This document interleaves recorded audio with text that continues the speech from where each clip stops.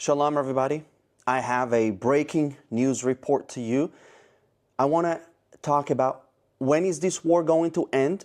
But before we even talk about that, why are we in this situation? What are the objectives?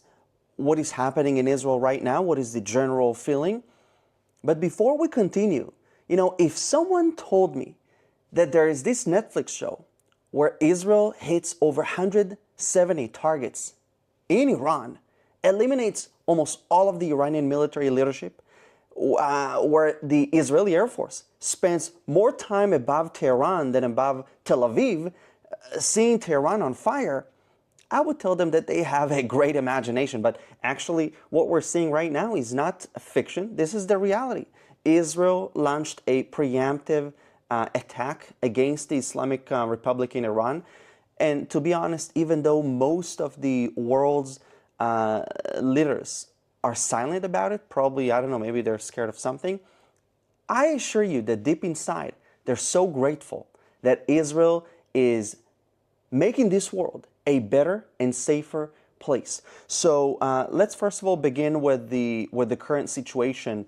We have had several waves of ballistic missiles launched into Israel. So far, over 370 ballistic missiles were launched into Israel from Iran and also from Yemen. And we have a death toll of, I do want to verify that, we have a death toll of 23 people killed, 592 injured, 10 of them are in serious condition. Please keep them in your prayers.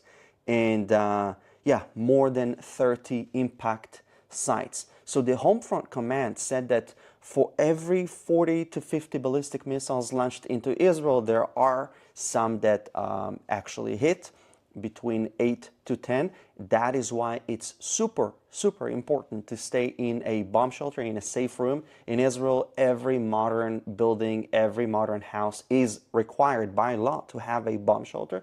But some of the victims did not have bomb shelters in their building, but every neighborhood has bomb shelters as well. So from what I understand, it looks like they did not go to the bomb shelter, and that's why they became victims, unfortunately.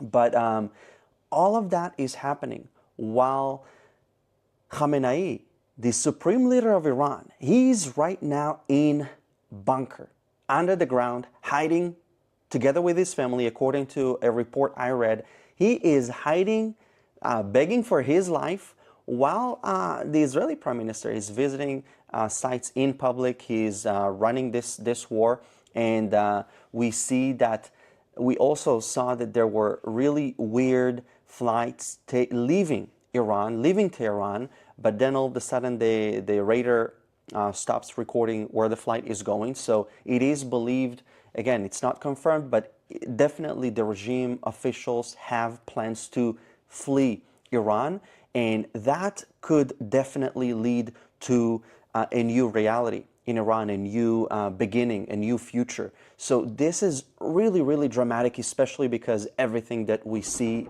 all the biblical prophecies that are happening in the Bible, we see that we should expect wars. Things are going to look bad, but we always know how the story is going to end. So let's never forget that Israel is going to win in the end. And as Prime Minister said himself, there is going to be a price to pay, but we don't have any other choice. We don't have the luxury of continuing business as usual while seeing Iran getting ready to nuke us, basically. So why did Israel launch this war? Prime Minister Netanyahu actually said in an interview with Fox News that the reason that Israel launched this war is because they have two goals: to remove a dual existential threat. Number one is seeing that Iran was going to obtain nuclear weapon.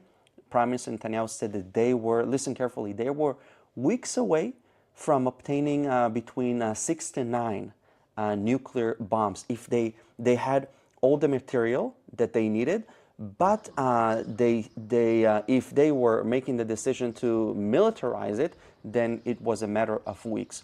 So Israel launched this preemptive attack in the 12th hour, basically the last hour, to stop them before obtaining nuclear weapon. The Israeli intelligence actually shows that and again, it's really amazing because Netanyahu said that the shared intelligence between Trump and Netanyahu, Israel and America is very, very close, very, very tight. It really shows that, you really need two strong leaders. We could not have asked for better leaders to run this existential war, by the way, not just of Israel's, but of the whole world, because they don't have a problem with just Israel. In fact, the Islamic regime calls Israel the little Satan. We're not even the big Satan. Who is the big Satan? The United States of America. Every morning, and I spoke with Iranian people, they told me that this is true. Every morning in school, you have to chant, death to Israel, death to America, and then you start your day. This is how they brainwash their own people, who, by the way, refuse to be brainwashed. So you see that the Islamic regime does not have the support of the people. That is why they're in big trouble, and that is why the Russian President Putin actually had a phone call with Khamenei and warned him, if you don't stop this war, you are risking the continuation of your regime. Which, if you ask me, this is great news. We don't want. I don't want to see this regime and if we are at war, we want to finish the job. So reason number one, I told you, Israel started this preemptive attack because they saw that Iran was going to obtain nuclear weapon. And not only that, the intelligence showed that they were going to give nuclear weapon to the Houthis, to their proxies. So think how insane this is. It's not just a terrorist country that wants to obtain nuclear weapon with the clear intent to destroy Israel. I mean, this is not me saying it. They say themselves that this is their intentions. But on top of that, they were going to give nuclear weapon to radical terrorists, terror organizations, to give nuclear weapon to their hands. Just think about the insane reality that it would completely change the whole world, take the Middle East out of balance, and this is something that Israel could not accept at all. So this is reason number one why Israel launched this preemptive attack. Reason number two is because they saw that Iran was going to increase the number of ballistic missiles they have and basically accelerate their capabilities. So with the goal of having 20 to 30,000 ballistic missiles. Netanyahu said that no country can deal with something like that. No aerial defenses can actually deal with this insane amount of ballistic missiles. Again, a ballistic missile is something in the size of a bus. It can take down a whole building. So now, when we're seeing that the Islamic regime is targeting Israel with ballistic missiles, and you see the damage the impact that it has on buildings, on lives, just try to imagine if they had tens of thousands of these ballistic missiles. So this is also an existential threat, not just a nuclear threat, but also them having tens of thousands of ballistic missiles. It's not something that Israel was ready to live with. So they actually, and you see very clearly how precise the Israeli Air Force is targeting the regime's military sites, factories, nuclear scientists. I saw that some people were accusing Israel and saying, well, you say that you only attack military sites. What about nuclear scientists? If Hitler was in power and the Allied forces would take out his nuclear scientists, no one would say a word about that because they partake in this murderous regime. That is the reason. But what you see right now in Iran, it's actually really amazing. Number one, above the ground, you see that the Israeli Air Force pretty much has control over all of the skies of Iran, with the farthest strike ever since the war began took place in Mashhad, which is 2,300 kilometers away from Israel. This is I don't know the exact number in miles. I might put it on the screen, but this is, imagine the map of Israel, the map of Iran. This is the farthest point in Iran, bordering with Turkmenistan. So the Israeli Air Force was able to get there and strike a fueling military aircraft off the Islamic regime, basically sending them a message that if you are even going to dare to challenge our fighter jets, you will face a much bigger problem. So we saw that happening. Like I said, Israel dominates the skies in Iran completely. This report that you're seeing, by the way, this is completely historic, completely. People would, if you would see a report like this, a month ago, you would imagine that it's fiction. But also, before I continue and update you on what's happening on the ground in Israel and Iran, I ask you to please subscribe to my YouTube channel. We have each other. As long as I can continue with these reports. Again, we don't know what the future holds, but I ask you to please subscribe to my YouTube channel. And especially in times like this, I also encourage you to visit the Israel store. If you want to take a bold stand for Israel, you're more than welcome to get a shirt, get something that you can show your support for Israel in the strongest possible way. So back to the situation in Iran, you see that actually the Israeli Mossad is operating on the ground, and this is something unprecedented, that they even released footage of them operating on the ground and basically removing the aerial defenses of the Islamic regime. So as soon as the attack began, according to what it was reported in the Israeli media, the Mossad immediately took out the aerial defenses of Iran, that they came out to launch attacks against our fighter jets or whatever.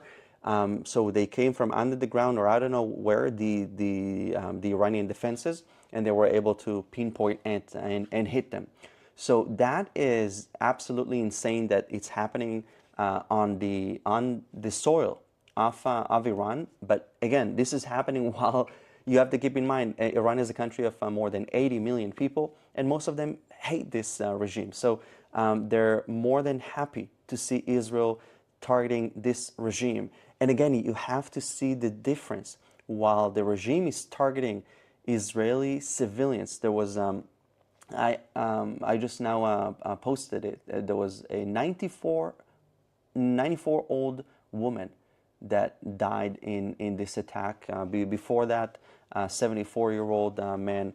They target our civilians. It could be your grandma, it could be your father, it could be your grandpa, it could be your brother, sister. We can't tolerate that. So this is what Israel is doing, removing this existential threat. And I personally hope that this is not just going to be, applying a plaster, bandage over the problem, but actually uprooting the problem and making sure that the whole world is safe. So, what's actually interesting is that for some reason, the UN and the international forums, Amnesty International, is very silent on the fact that the Islamic regime was placing its missile launchers between residential buildings in the heart of Tehran. Israel obtained footage showing that. I didn't see any of them issuing a condemnation. To be honest, we stopped expecting these hypocritical international bodies to do the right thing. Of course, we stopped expecting them. They need to reform. It's a rogue organizations. So back to the question, where or when is this war going to end? And the answer is, as the Prime Minister said, as soon as we obtain these goals. So Israel, again, it's just unprecedented. It struck nuclear sites inside Iran, and they're built under the ground. Israel was able to do that. So Israel is achieving this goal, and I believe also achieving the goal of eliminating the capabilities to basically manufacture ballistic missiles. But the effect that this is having on the whole region is just insane, because mind you that the first time And listen to this.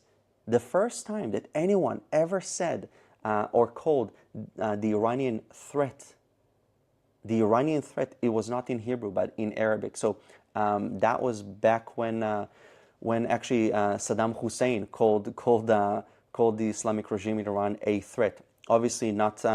He was also an arch terrorist himself that launched missiles into Israel, but it just showcases you that the Arab world is not happy with the Islamic regime in Iran. So even though they're silent and quiet, they are very happy with what Israel is doing. And you see that there is it's not something that was reported, but you see very clearly that the Americans are helping intercept missiles, the Jordanians, and also you see many times that when the Houthis in Yemen fire missiles into Israel, they some of them even fall inside Saudi Arabia. So you see that they're a threat also to the Jordanians. Just a few days ago, we had Israeli Arab Christians in the town of Tamra that were killed as a result of the Iranian ballistic missiles. So of course they don't care if they kill Arabs, Muslims, Christians, Jews. To them, there is just one goal: to see the destruction of Israel, including the destruction of the 20%, 21% of Arabs that live in Israel. Back to the report, I think that today we need our friends more than ever. You see how these historic events are really unfolding, and we need you guys to stand with us, to be vocal, to know where you stand. I think the whole world is in shock, but Israel is proving the whole world that even if we have to stand alone, we will stand alone and defend ourselves, because we are no longer victims. We are no longer defenseless. We can defend ourselves by ourselves, but of course it's very heartwarming to see that people have our backs. So thank you so much. I hope that this report helped you understand more about the whole situation. And again, be sure to subscribe and let me know in the comments, what do you think when this war will end in terms of weeks, months, years? Let me know, and sending you